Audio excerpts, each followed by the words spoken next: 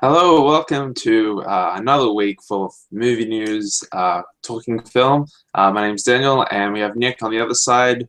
And let's get started with the movie news. Of course, the big one is, of course, Marvel and Sony finally announcing the next Spider-Man.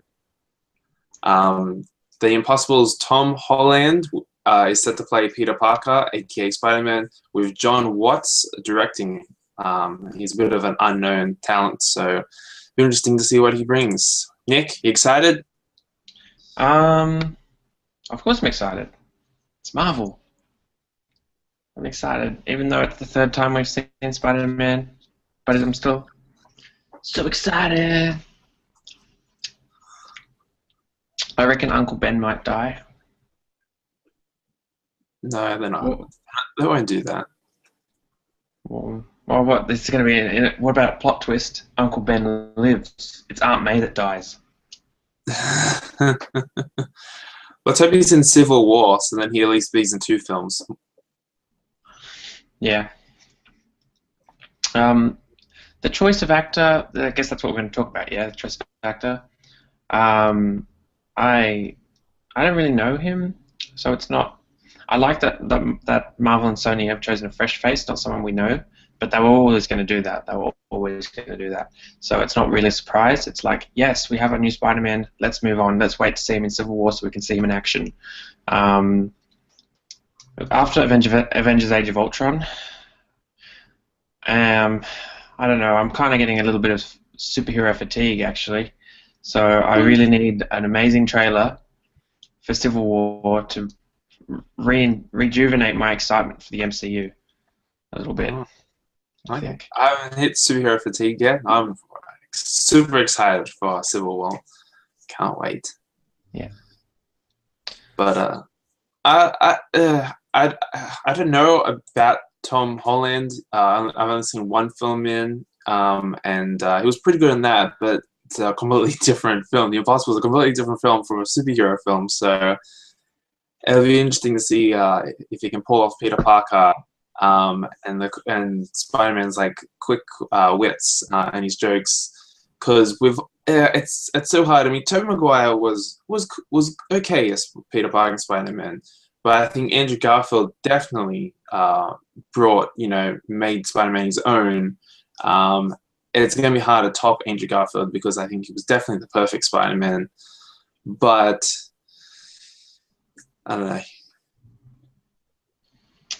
Yeah, it's gonna be hard to top Andrew Garfield, but Marvel's always had perfect casting. It's very, very rarely has Marvel slipped up in their casting. Can you think of Edward an Norton, example? Terrence Howard. Edward Norton, the Hulk, and Terrence Howard in That Iron was Man. more of a casting scheduling issue, Yeah. not so much quality of the actor. Yeah, I guess everyone still likes those two, so in the movies. So A lot of people like the Ed Norton Hulk more than the Ruffalo Hulk. I haven't seen the Edward Norton yet, but no, Edward Norton's a really good actor, so I Yeah. really need to watch that one. Anyway, so yeah, so I'm excited. I'm still excited. I can't wait to see the new Spider-Man, and hopefully it'll breathe fresh life into the MCU. And I guess that's what Marvel and Sony are hoping for. And I'm hoping it's going to be a cross between Sony's original Spider-Man, Sam Raimi, and Marvel Studios' great quality. what if like all of the different Spider-Mans are from different dimensions, and then the plot line of the second one, the second Spider-Man movie, is that they all cross over. Did And I say something? I swear I said something like that before. Where you team up Tim Probably. McGuire and Garfield together. Spider-Man, 2.5 Spider-Man. I think I said that before Marvel did this one. I said that they should do like an X-Men Days of Future Past. If Sony really wants the Amazing Spider-Man 3 to be awesome, they should do like a time travel one. But I guess now we can have three Spider-Mans in one film. God. Next one is Jurassic World roars past the fast cars for the fastest film to reach $1 billion worldwide in just 13 days compared to Furious 7's 17 days. Well, that's Now, more box office news, but it's definitely big. There wasn't much news to cover, so this was. All right. So this, I think this is interesting because I can't really tell when it's going to slow. Where's it going to stop? It Is it hasn't going to be slowed. able to? It's gonna. I think it's definitely going to be topping Furious 7 and the Avengers. Yeah, Or number I think it 3. has to. But then Yeah. I don't know. I don't know if it's going to be Titanic. So it'll come. It might come close. It could hit 2 billion. 1.8. What's? No, I reckon it's going to be 1.8. Okay. It still has yet to open in Japan. Okay, there's that. I don't know. All over markets are still pretty good, especially America as well. Wow, But is that movie? How long has that movie been out for now? Not even that long, really. What time? Wow, that was. It's about 3 weeks. 3 weeks now. yeah, I think so. Yeah. Yeah. It'll be about nearly 3 weeks after this week. It'll be 3 weeks, I think. So that is incredible. That is absolutely incredible. Like normally we're talking about these kinds of records a month or just over a month after movies come out. But for Jurassic World, it's like this movie just came out and it's already at 1 billion. What? In Australia, in just 3 weeks, it's already number 1 movie of the year in Australia now. It's already topped Avengers 2. Oh, okay. Cool. No. Well done to Universal. And the more interesting thing here is what impact will this have, this success of Jurassic World have, on the blockbuster industry of Hollywood? What do you think? It's because everybody's been trying to do the Avengers effect and mirror the Avengers and do cinematic universes. Maybe more And dinosaur now, films. But then now Jurassic World's done. There's more dinosaur films. Yes, let's go. Then it'd be interesting to see what happens I'm ready. with. It'd be interesting to see what happens with Pixar's Good Dinosaur later this year. Yeah, I don't know. I thought something funny the other day. I thought, what if they didn't delay the Good Dinosaurs because it wasn't that great? What if they delayed it so it could be after Jurassic World and have the Jurassic World effect? What? I know that's not what they did, but just imagine.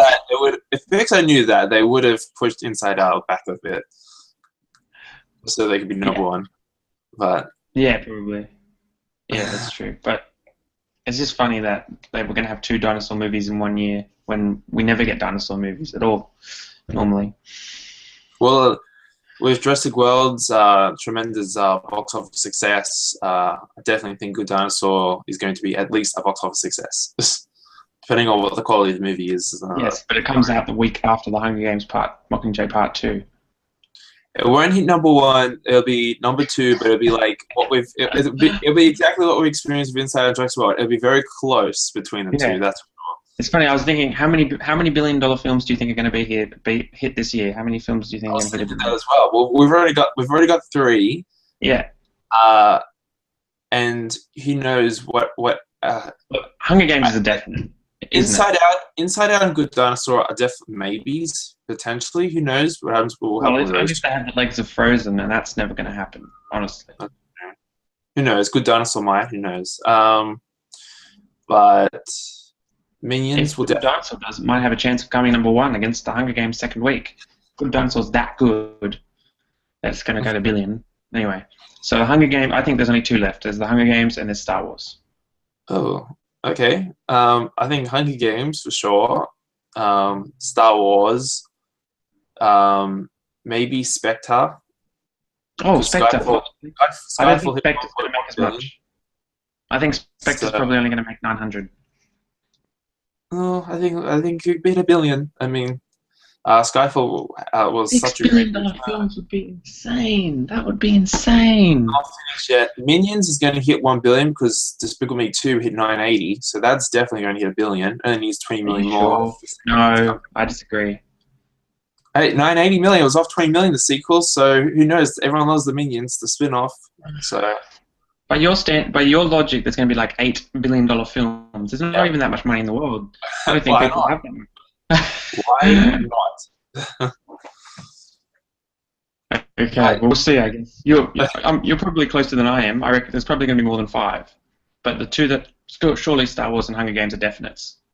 Wow, surely. This is what year had the most billion-dollar films? Is that 2012 or 2013? I think it was 2012, wasn't it? 2012. Yeah, 2012, I think. So yeah, it's definitely going to be the most year of $1 billion films. That's for sure. I think that's a safe bet now. Hmm. I think it will. Hmm. And well, I didn't know if you were going to see this, but because this was before Inside Out, now we can talk about it. First trailer for Kung Fu Panda 3. Thoughts and expectations. I thought it was pretty funny. I liked it. Well, I love Kung Fu Panda 1 and 2, so as they're probably my second favorite DreamWorks. Well, they are my second favorite DreamWorks franchise after the Shrek franchise ruined itself. So, yeah, I'm totally on board. Like, DreamWorks has got two franchises I care about: How to Train Your Dragon and Kung Fu Panda, and so Kung Fu Panda 3 looks like it could shape up to be just as good as the first two. So I'm oh, that was a funny trailer. Short, and just the way that it's just like one scene. That's kind of a new thing that a lot of movies are doing now with their trailers, and I think it's original and it's can pay off. Sometimes it can be spoilery, but I think in this case it pays off. Yeah, I thought it was different a bit because most animated movie trailers have to be like have to have so many jokes in for the kids, and I think Brave's other trailers besides these trailers sort of suffered because of that. Good point. Good point. And this one was a bit different. It was like very like heart wrenching, but yet it was a joke on itself. So I thought that like blend those two quite excellently, quite excellent. Yeah, I thought it was a. Now I want to go watch it again. I've almost forgot I'd seen that, and now I want to go watch it again because I thought I really liked it. Well, I've seen it like heaps of times that I didn't even know that Bryan Cranston is the Poe's dad. So well, he gets around. I didn't know at all. Which means he's going to be the best thing about Kung Fu Panda 3. Yes, that's it. Before the movie even come out, I'm going to start writing a review. Even if it's disappointment like Godzilla, Bryan Cranston steals the show. Even if it's amazing like Godzilla, and Bryan Cranston will still steal the show. And people have been a bit worried about, it's a January date, which means it's going to be like completely crap. No, I think the movie's going to be really good, and I think this is DreamWorks' way because it was supposed to be December this year, and then it was pushed back to March, and then they pushed it to January. The only reason why I think it's going to be a really good film. I think DreamWorks only did that just so that there's no competition at all. January has zero competition, so if this film is really great, it will stand out from the bunch and make millions. Yeah. And therefore, they're not competing against Disney or Pixar for December and March. So I don't know, but really, from an American standpoint, from a domestic standpoint, it does seem a little bit confusing. Even though they've got no competition, January doesn't normally draw in the crowds like November and December do. We saw that American Sniper. There is way too much competition in November, December. Like, it's nearly bigger than summer this year. It's huge. Yeah. So they had no choice, unless they were going to lay it all the way back. DreamWorks didn't want to keep it December because they knew what happened with Penguins of Madagascar the year before. That was a franchise that everyone likes, and yet no one saw that. And also they know not to compete against Disney because of the Penguins of Madagascar's disappointing totals. So January was the only place they could put it, really. Yeah, I know, that's it. But will it succeed, or that's the question? Yeah, well, people keep saying that it should have its summer. Kung Fu Panda 2 was a little bit of disappointment when it opened. Yeah, Hangover 2. So it's probably the best place to put. They're trying. DreamWorks is trying everything. They're throwing everything at every possible combination of movie, date, sequel, whatever, to try and get money. Home somehow worked, but How to Train Your Dragon 2 was a little bit of a disappointment for them. I don't know. It just doesn't make any sense. Has Home? I haven't seen the totals in domestic. It's about 300 or something. It's not quite 400 yet. Yeah, but domestic-wise, has it beaten How to Train Your Dragon 2? Home? No, I haven't. I think it was 168 last time I saw it, and I knew How to Train Your Dragon 2 was like 170 something. So it might have come. I can That's a check bit, that out in a second. that's a bit sad. Such a great quality film compared to something that was really. Home's currently on 174 million, Oh wow. and How to Train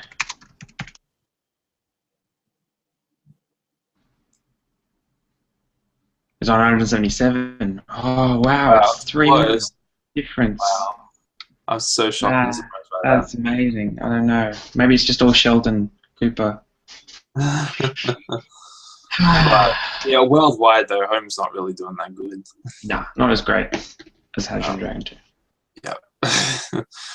Which means the first, worldwide audiences have taste for animated films, but they don't have taste for live action films. I'm referencing Transformers there. Transformers got all its money worldwide, and Home got none. So it's like we're even. Home's a bit weird. I mean, even Penguins of Madagascar and even Turbo, I think did really well. At least internationally, did decent. I don't know why Home hasn't done that well. But Yeah, I don't know. who knows? The first draft of the next Narnia film is completed with the Chronicles of Narnia: The Silver Chair. I can't believe they're still pushing Narnia to probably get all 7 of these movies released. Oh, that's never going to happen. Well, they're up to number 4 now. 60 years later, I remember when the first one of these films came out. By then, they'll probably stop that and do the Lion, and they'll remake the Lion, the Witch, and the Wardrobe. They're making it so that it's like in real time. They're releasing the films in real time, Narnia time, so that it's all like really, really spaced out and really like. You know how in the second film, it's only a year has passed in the real world, but like, I don't know, 10 or something has passed, 15 or something has passed in the Narnia world. Yeah, it was a lot of years. So they're doing it like that. So the next film, I think, is set another 200 years in the future, so it's not going to come out for 200 years. Okay. If anyone still has interest part in of the plan. Nostalgia. We'll make like more than the first one. We finally get to that. But I don't know why they should still continue making these Narnia films. I really don't know. I liked the first one. The second one was decent. I love the first one. Second one, not a fan of. The third one. I forgot that was the third one. I don't know what I think about the third one. I haven't seen it since I saw it in the theater like 5 years ago, so I really don't. I can't really even remember Narnia 3. I remember 2 of it. The Voyage of the Dawn Treader. I love that book, but the movie just does not do the book justice, unlike the first 2.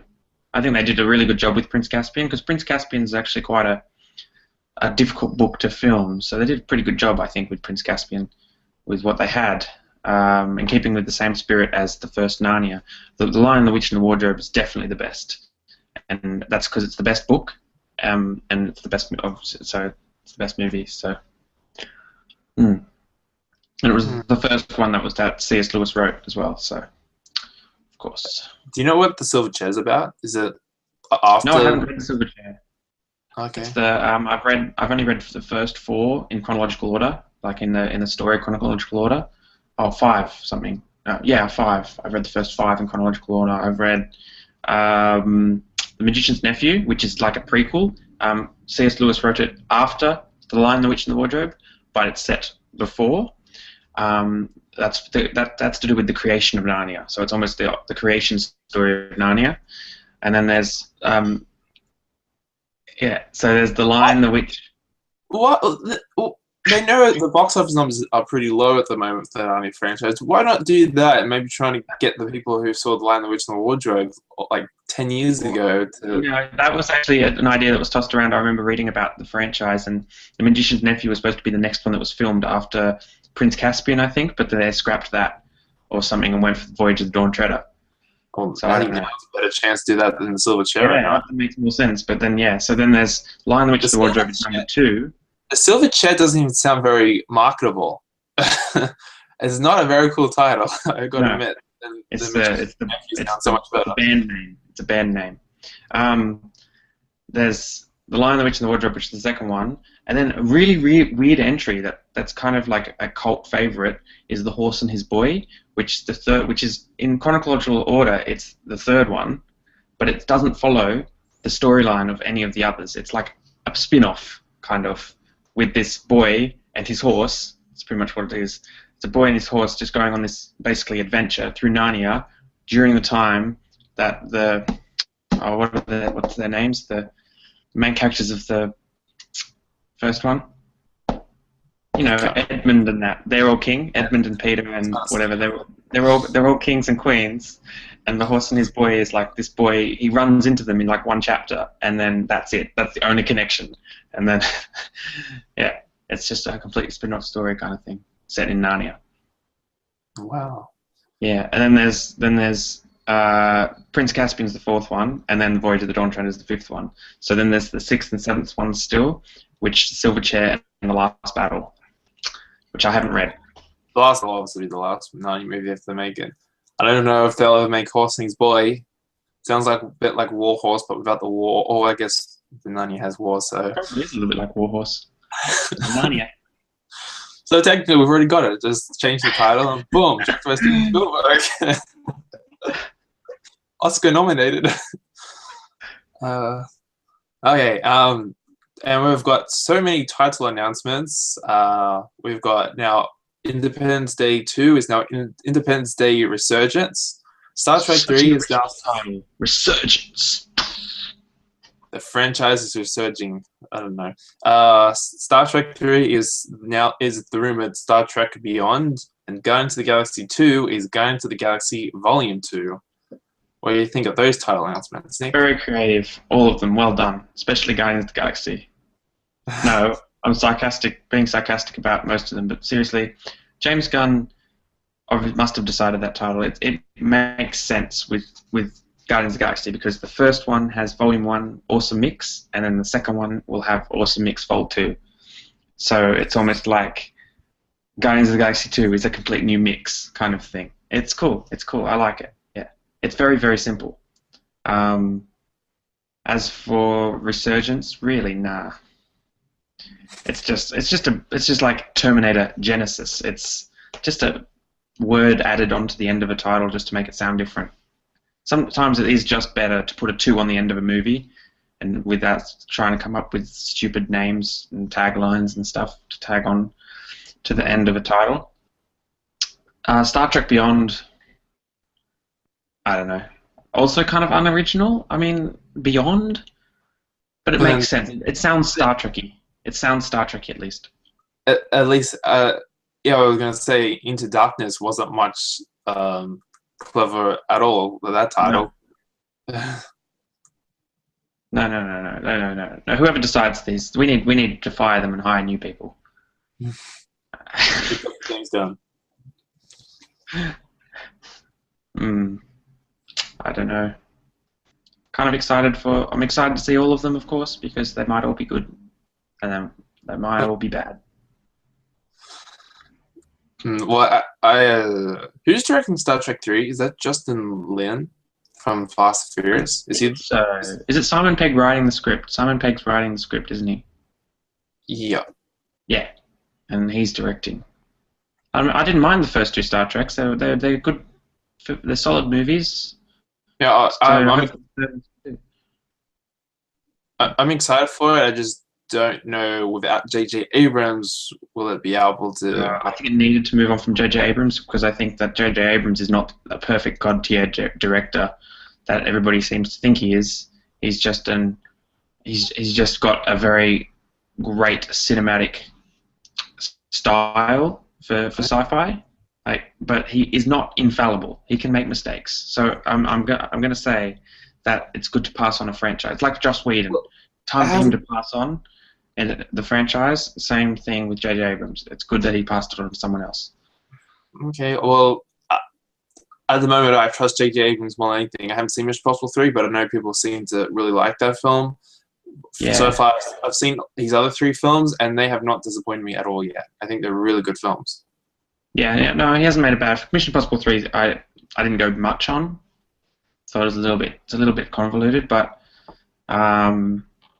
Super 8 is a fantastic film. Loved that. And and yeah, of course the Star Treks as well are great. Which means Star Wars 7 is going to be awesome. Yeah, but also because I also think that that's a special case because JJ is a Star Wars fan. Like he was never a Star Trek fan to start with. He's a Star Wars fan, so it's gonna be something special. Yeah. If he can deliver Star Trek, that means he's sure to deliver Star Wars then. Exactly. As for Independence Day, before we move on, what do you think of this even having a sequel? I don't know. I heard some rumor story ideas like that the city is rebuilding after all these 20 years, which sounds like sort of cool. We haven't really seen that from disaster film, but then yet again, it's going to be another disaster film, so it's going to be Roland Emmerich. It's true, but the first Independence Day was it's not aged very well, but it's still a great popcorn flick, I think. It's still the best film Roland Emmerich has ever directed. I can say that for certain. Yes, although film's enjoyable. The Day After Tomorrow is not bad. I don't like it. I don't like 2012 as much as I did when I saw it in cinemas, but I did like it a lot in cinemas. It's pretty terrible though. Now I rewatched it. It's like when I rewatched Transformers 2. Terrible. I think that's like the first film I became very critical on a film. Like, oh my god, 2012 is such a horrendous film. Okay, with that said, let's move on to the box office, where it is pretty good if you're a dinosaur or an emotion. At number 5, we have Spy. At number 5, we have Spy with $7.8 million, still hanging on in the top 5 with a total of $88.3 million. At number 4, we have Max, not Mad Max, but Max, a movie about a dog, $12.2 million. At number 3, Ted 2 with $33 million. At number 2, we have Inside Out with $52.1 million for a total of $184.9 million. And at number 1, Jurassic World, $54.2 million for a total of $500.1 million. Oh my God, 500! No, seriously, so close. Like 2 million difference between the top two. That's insane, especially since one of them's been there for 3 weeks and topped the box office 3 weeks in a row, and one of them's been there 2 weeks and came within 2 mil of topping the box office. That is amazing. We never got to talk about the records that were broken last week because we didn't have a talking film.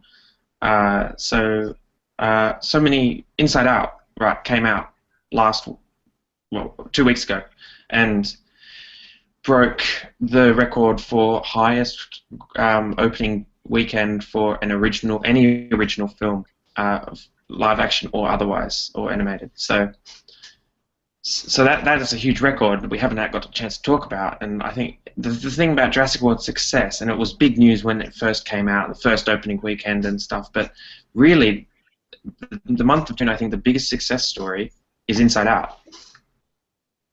I think everybody needs to talk more about Inside Out, because Jurassic World, it's big, but like something's going to come up and overtake that, probably Star Wars, in 6 months. So Inside Out is going to probably hold this record for a long time. Inside Out is probably going to be the one that's going to be remembered more fondly than Jurassic World. Unless Good Dinosaur comes out, it's got the Jurassic World numbers. Oh, it's at 100 million. I hope that Good Dinosaur is good, but I don't think it's going to make as much on opening weekend as Inside Out. Oh, well, I'm never underestimating a dinosaur again. Now it's Jurassic World. It's funny. But no, it's been a great month for film, and I think that in terms of both quality of, they're both great films, and they're also just ignore that. They're both great films, and they're also successful financially. I'm really, really happy for both Jurassic World and Inside Out. So, well, as for Ted 2, which I haven't seen, I don't know if you've seen. Is it out yet? Yeah, it's out. and I've Did seen you it. see it? Yeah. Okay. Right. Um, so Ted 2, as for Ted 2, that's a bit of a disappointment. So that's kind of like the caveat. Oh, what a great month of June for film making money, and then Ted 2 just down the bottom footnote asterisk Ted 2 flopped.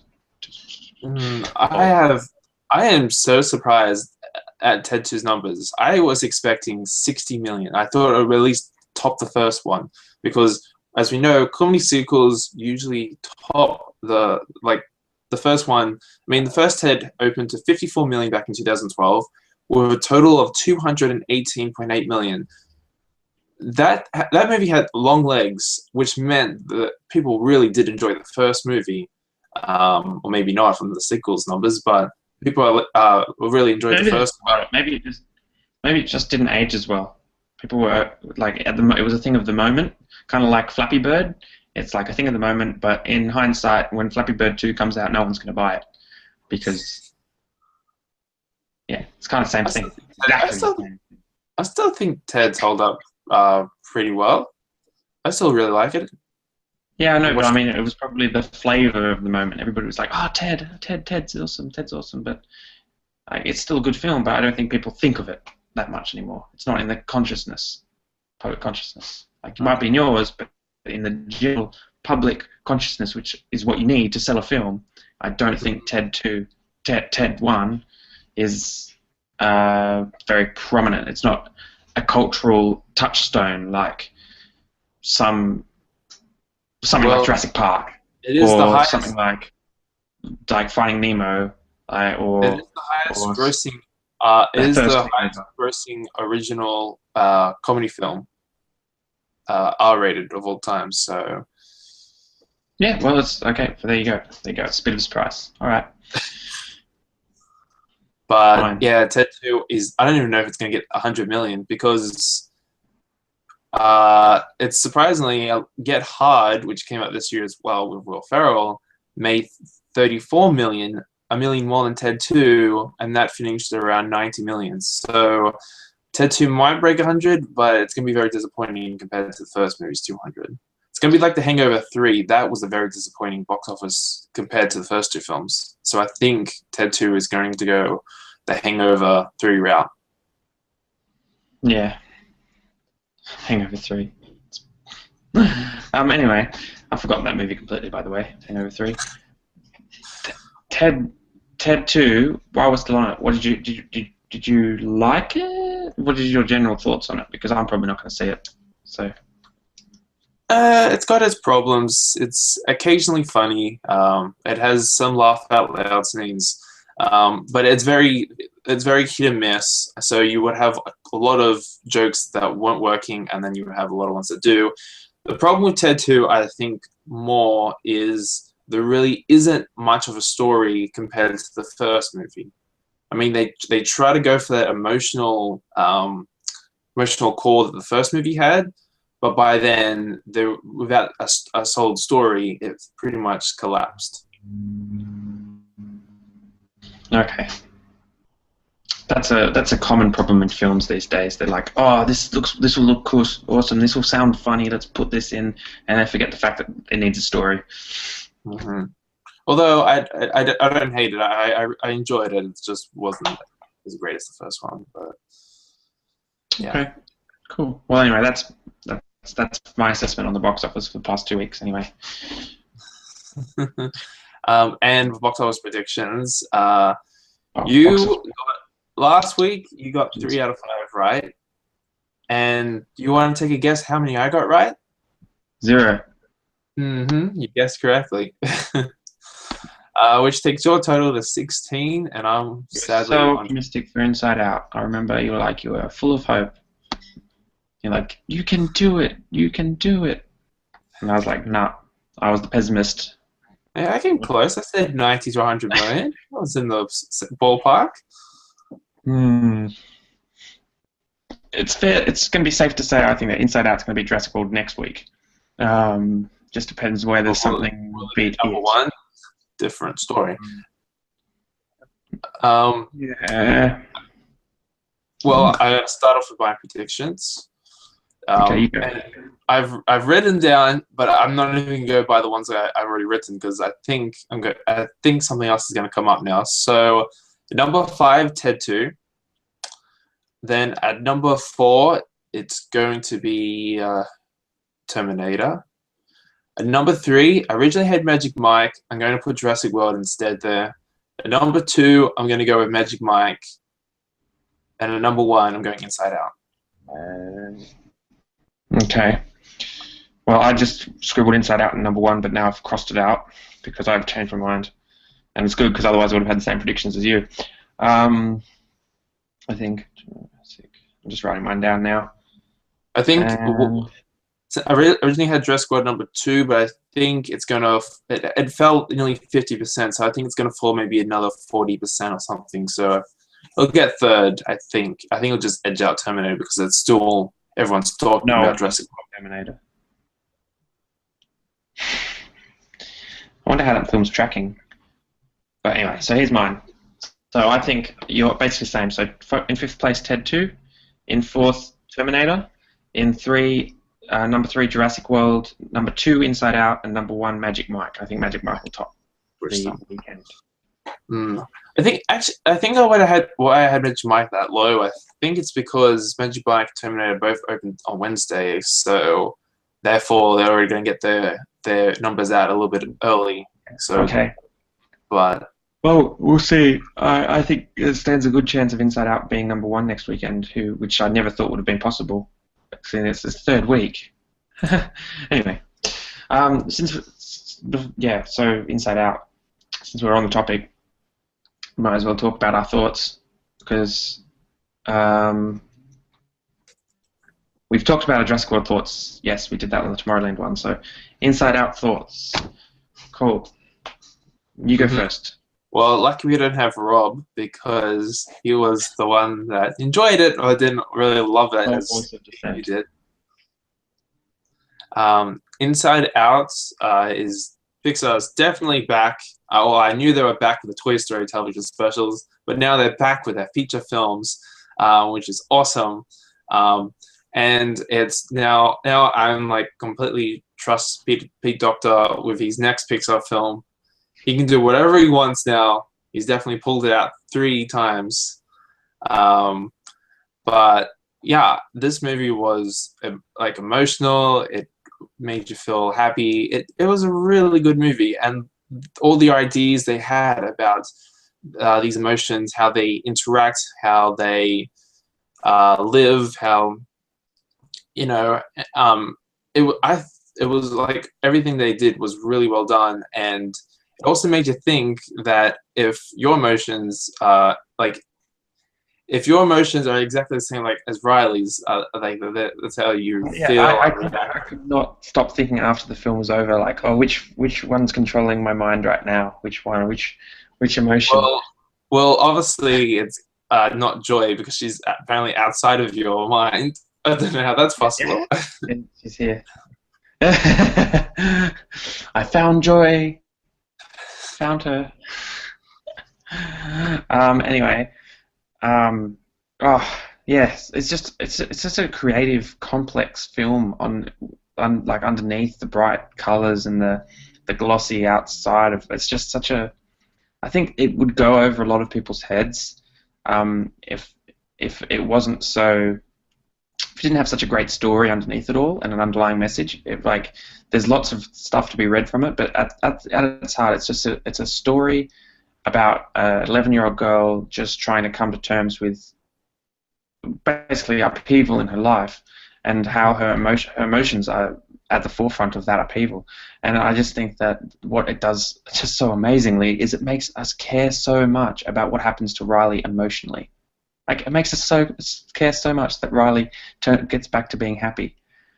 And we side with Joy for so long, and it just makes the ending and the message just so much more rewarding when we do get to that point at the end. And it's just it just hits all the right notes, and it doesn't really pay off, I don't think, until the end of the film. I think there's a lot of great setup, but if that final act wasn't well done, it could have come undone. But since that last part, that was just like, yeah, and I love all of the emotions. They all played so brilliantly, voiced so brilliantly. The script is perfect. It's a great. It's my fourth favorite Pixar film. So there, it has to work hard to get it into that top. It has to work hard to get into my top six. A film has to work hard. Pixar film has to work hard to get in my top six. So it's the first one to get that high since Toy Story 3. But yeah. But yeah, I didn't think I'd get one this soon. I thought it'd be years before one became as good as Ratatouille, let alone Toy Story 3. Anyway, that's my assessment. Go see Inside Out if you haven't. Hopefully you have already. But Yeah, go see Inside Out. We want to make it number one this weekend. Oh, and if it isn't, well then it's definitely going to be the highest grossing film to never hit number one or beat out Big Fat Greek Wedding. So it'll smash a record, or I guess it'll smash another record. Inside Out! Go see Inside Out! Be positive! Well, on that note, we should end it right now. We better end it before I go too far. All right. Thank you for joining us. You can like our Facebook page. Just type everything film. It should be the first one there. For our reviews and news, I'm sure we'll do this again next week. So until next time, bye bye. Until next time, bye bye.